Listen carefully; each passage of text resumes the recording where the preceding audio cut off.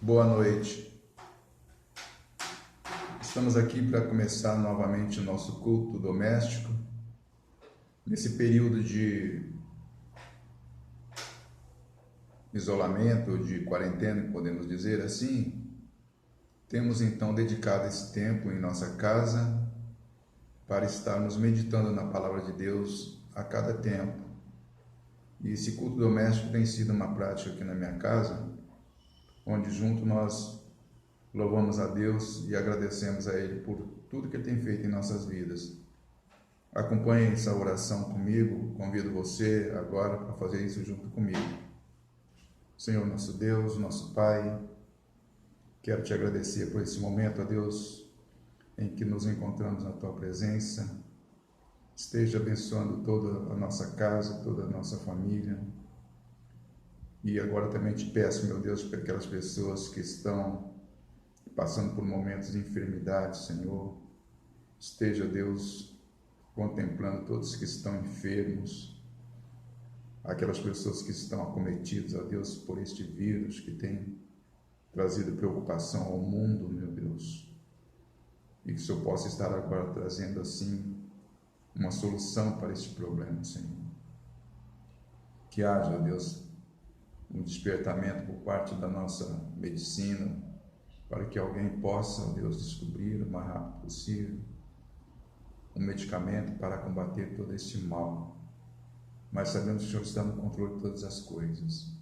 Esteja agora visitando essas famílias, essas pessoas que estão, ó Deus, passando por esse momento de enfermidade, bem como, ó Deus, outras doenças de pessoas que também estão acometidas, ó Deus, neste momento, que o Senhor possa estar trazendo assim, Pai eterno, a cura para todas as enfermidades.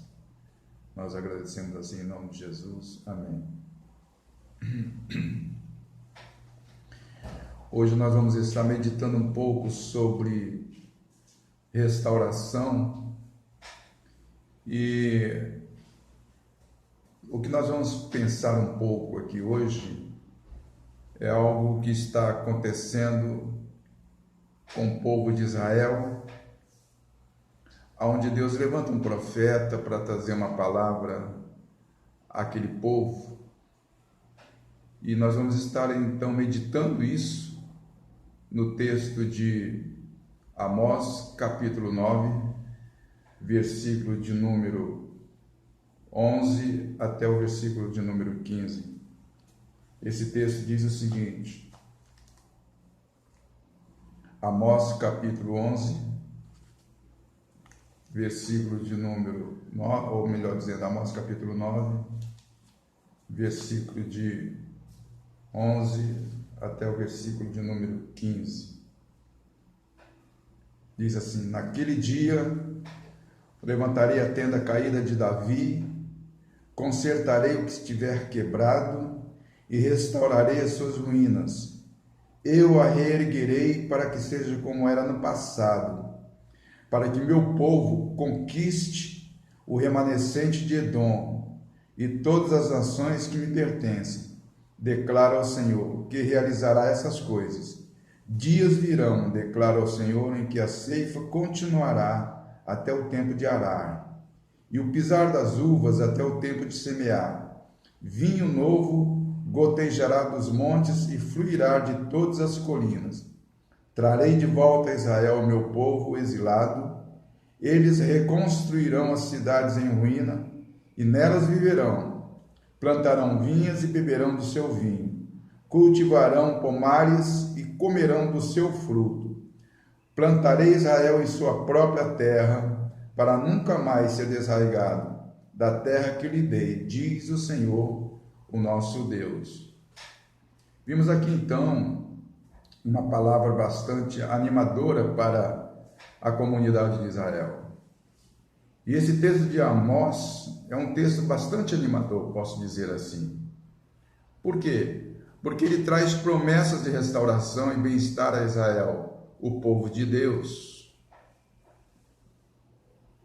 Aqui nos dá a impressão de palavra de conforto, de ânimo, para alguém em alguma situação bastante aflitiva. E por que será que o profeta Amós, ele diz tudo isso? o que terá acontecido? Eu posso dizer aqui que na época que Amós atuou, foi um tempo que nada parecia de ruim, tudo parecia que estava tranquilo, tudo normal. E ambos os reinos, tanto Judá como Israel, era um reino que vivia um momento de prosperidade. E nesse tempo em que esses dois reinos viviam essa fase tranquila, Deus usa e levanta o profeta Amós, que profetizou nos reinados de Uzias, que era rei de Judá, e também Jeroboão, que era rei de Israel. Aparentemente aqui estava tudo bem, mas alguma coisa não estava tranquilo, porque a maior parte da mensagem que Amós traz a esse povo, ela é composta de denúncias sobre o mau procedimento dos israelitas e de graves ameaças de punição por parte de Deus por causa disso. Mas o que seria acontecido? Eu quero me reportar um pouquinho atrás, no tempo aonde o livro ele esboça do capítulo 1 até o versículo capítulo 9, algumas verdades para que nós pudéssemos entender agora essa mensagem de Amós. O capítulo 1 e o capítulo 2, ele fala sobre o julgamento dos povos vizinhos de Israel. O profeta denuncia as transgressões de Damasco, Gaza, Tiro, Edom, Amon, e o profeta também continua denunciando no capítulo 2, Moabe, Judá e Israel. E qual foi então o pecado de Judá? O que aconteceu nesse tempo? Judá rejeitou a lei do Senhor, deixando de obedecer os decretos de Deus, e passou a cultuar falsos deuses. Tanto Israel quanto Judá, eles rejeitaram a lei do Senhor. E o castigo de Deus foi não muito bom para esses dois reinos. O capítulo de número 2, versículo 5, diz aí o seguinte: porém fogo em Judá, e as chamas consumirão as fortalezas de Jerusalém. Então nós vemos aqui que o castigo de Deus foi duro para Judá. Porém fogo em Judá, e as chamas consumirão as fortalezas de Jerusalém. E qual foi o pecado de Israel? Os pecados de Judá e Israel se originaram da rejeição da lei de Deus. Podemos ver também aqui que eles oprimiam e tiravam proveito dos pobres, era o que diz aqui o texto.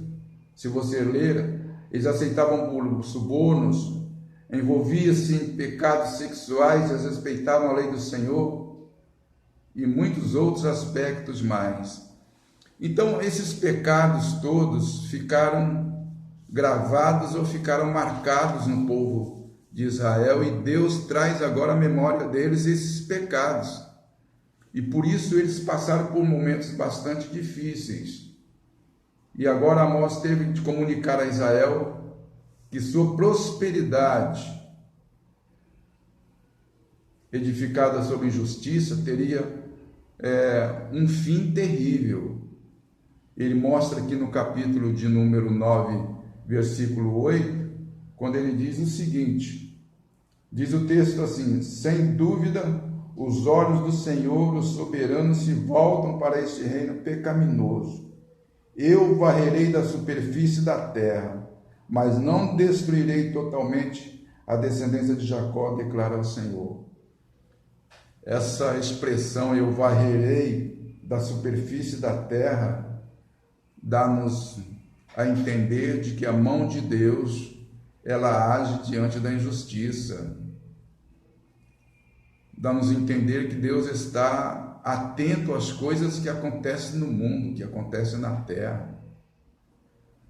Deus está no controle de todas as coisas, nós precisamos crer nisso. E o que o mundo passa, o que o mundo vive nesses momentos, não está fora do conhecimento de Deus. Deus sabe de tudo isso, porque o Senhor conhece, Ele é o Criador de todas as coisas. E esta palavra a Israel, quando ele diz aqui, eu varrerei, eu o varrerei da superfície da terra, mas não destruirei totalmente a descendência de Jacó. Ou seja, Deus ainda, ele conta com um povo justo sobre a terra. E esse povo justo são aqueles que fazem a sua vontade, são aqueles que obedecem os seus decretos. É isso que nós precisamos fazer.